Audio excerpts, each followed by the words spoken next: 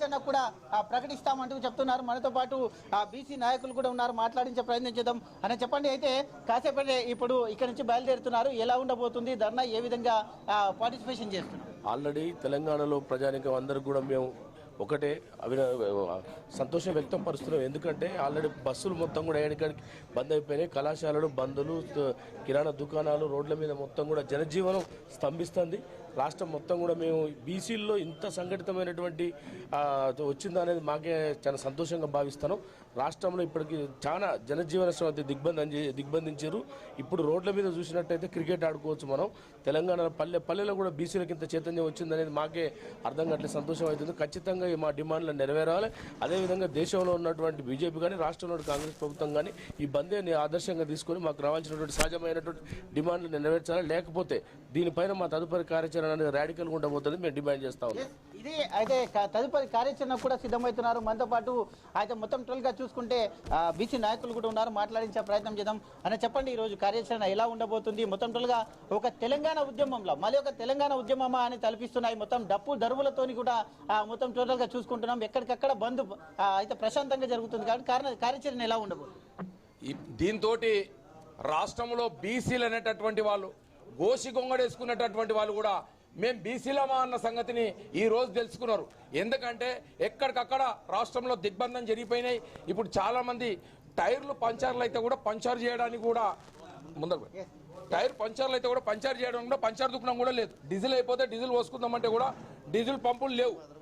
రాష్ట్రంలో మేమేమడుగుతున్నామంటే మెజారిటీ ప్రజలైనటువంటి మాకు రాజ్యాంగంలో మాకు హక్కు లేకుండా పోయింది. అందుకే బీసీలు అనేటటువంటిది వాళ్ళను చిన్నచూపు చూస్తున్నటువంటి పరిస్థితి కనపడతా ఉంది. చిన్నచూపు చూస్తున్న బీసీలకు కళ్ళు తెరిపియాలని ఈ ప్రభుత్వానికి కళ్ళు తెరిపించడమే సత్మార్గంగా మేము బీసీ బంద్ అనేటటువంటిది ఏర్పాటు చేసినాం. బీసీ బంద్ ఇలా రాష్ట్రంలో 42% రిజర్వేషన్లే కాదు, కేంద్రంలో మంత్రిత్వ శాఖ కూడా ఏర్పాటు చేయాలి. చట్టసభలో బీసీలకు 50% రిజర్వేషన్లు ఇవ్వాలి. ఇవాళ చదువుకుంటున్నటువంటి పిల్లలకు రాజశేఖర రెడ్డి పిల్లలనేమో ఇవాళ inter, degree, PG, MBA, MCA, pharmacy, medicine, MBBS ఏ క్లాస్ అయినా ఏ కాలేజీలైనా ఉచిత విద్య సాధించినటువంటి కృష్ణన్న ఎక్కడ పోయింది? ఇవాళ ఎక్కడ పోయింది? కృష్ణన్న సాధించాడు కదా. అయితే కొత్త ముఖ్యమంత్రి వస్తాడు, కొత్త జీవోలు ఏర్పాటు చేస్తాడా? అయితే ఎవరో కొత్త ముఖ్యమంత్రి రావడం, పాత జీవోలు ఎత్తేయడం అది కాదు. పాత జీవోలను పునరుద్ధరిస్తూ దాన్ని నడుపుకుంటూ కొత్త జీవోలను ఏర్పాటు చేయాలని చెప్పేసి సభాముఖంగా మేము కోరుకుంటా ఉన్నాం. రాష్ట్రంలో పిట్ట పీచుమననిక లేదు, కాకి కావుమననిక లేదు. మేము బీసీలము ఓట్లు వేసే యంత్రాలమ్మా, పల్లెకిల్లి మోసే బోయిలమ్మా. మీకు ఓట్లు వేయాలి, మిమ్మల్ని గద్దెనెక్కియాలి. మీకు ఏసీ రూములు, ఏసీ కార్లు, ఏసీ అసెంబ్లీలు, ఏసీ పార్లమెంట్లో మీరుండండి. మేమేమో మీ బూట్ల దగ్గర, మీ చిన్న చిన్న చపరాశుల దగ్గర, మీ ఇండ్లు ఊడ్చేటి దగ్గర, చిన్న చిన్న కులవృత్తుల దగ్గర మేము ఉండాలన్నా. రాజ్యాధికారంలో సగభాగం మాకు కూడా ఉంటుంది కాబట్టి 60% ఉన్నటువంటి బీసీలకు 42% రిజర్వేషన్లు రాష్ట్ర ప్రభుత్వం ఇచ్చినట్టే ఇచ్చి నోటికాడ అన్నం ముద్దను గుంజుకున్నటువంటి పరిస్థితి తీసుకొచ్చింది. రాష్ట్ర వ్యాప్తంగా చూడండి, మీరు రోడ్లు మొత్తం చూడండి, ఎక్కడ మొత్తం అన్ని షాపులు చూడండి, ఆర్టీసీ బస్సులు చూడండి, వ్యవస్థ చూడండి, హైకోర్టులో చూడండి, సుప్రీంకోర్టులో చూడండి, మొత్తం ఎక్కడ పోయినా కానీ బడుగు బలైన వర్గాలు బీసీలు లేచి కూర్చున్నారు. బీసీలు అనేటటువంటి ప్రతి ఒక్కరు కూడా స్వచ్ఛందంగా షాపులు బంద్ పెట్టారు. మేము అందరూ కూడా ధన్యవాదాలు తెలుపుకుంటున్నాం. చిన్న చిన్న షాపులు ఎక్కడైనా తెరిచింటే కూడా మేము అందరం బంద్ చేయడానికి ఇప్పటి నుంచి ర్యాలీగా పెద్ద ఎత్తున ఆర్ కృష్ణ గారి ఆధ్వర్యంలో ర్యాలీగా ప్రయాణం చేస్తున్నాం. హైదరాబాద్ మొత్తం స్వచ్ఛందంగా బంద్ చేసారు. జిల్లాలో కూడా మొత్తం కూడా బంద్ చేయాలని చెప్పేసి కోరుకుంటున్నాం. ఇక్కడ నుంచి చెప్పండి, ఎట్లా ఉండబోతుంది? నా పేరు మణికంఠ. ఈరోజు 42% వాటా ఇస్తామని చెప్పేసి, స్థానిక సంస్థల్లోకి వెళ్తామని చెప్పేసి రిజర్వేషన్లు చేసి, దాని తర్వాత ఈరోజు ఏమంటే మా నోటికాడు బుక్క లాక్కున్నారు. ఈరోజు యావత్తు తెలంగాణ రాష్ట్రం మొత్తం బీసీలంతా ఏకమయ్యారు. గల్లీ నుంచి రాష్ట్రం వరకు ప్రతి ఒక్కరూ ఇక్కడ ఆటో యూనియన్ కానీ, బస్సులు కానీ, తర్వాత గవర్నమెంట్ ఆఫీసులు కానీ, తర్వాత విద్యా సంస్థలు కానీ ప్రతి ఒక్కరు బంద్ చేసిర్రు. ఒకవేళ బంద్ చేయని ఎడల వాళ్ళు కూడా తొందరగా బంద్ చేయాలి. ఎందుకంటే శాంతియుతంగా జరుగుతున్న దాన్ని వేరే విధంగా తీసుకెళ్లొద్దు.